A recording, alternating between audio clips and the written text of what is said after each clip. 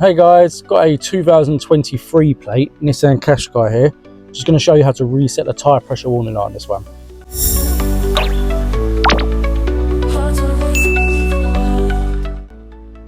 So on this one, we're going to use the controls on the left hand side of the steering wheel and the screen in front of the steering wheel on the dash. So from here, we're going to scroll right and go all the way to the end, or just scroll left and then go to the settings and then click in OK. And from here, I'm going to scroll down until you get to tyre pressures and click in OK.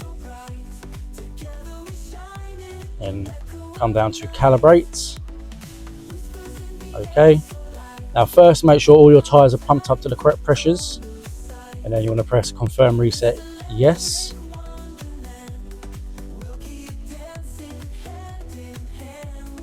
Tyre pressure calibrates.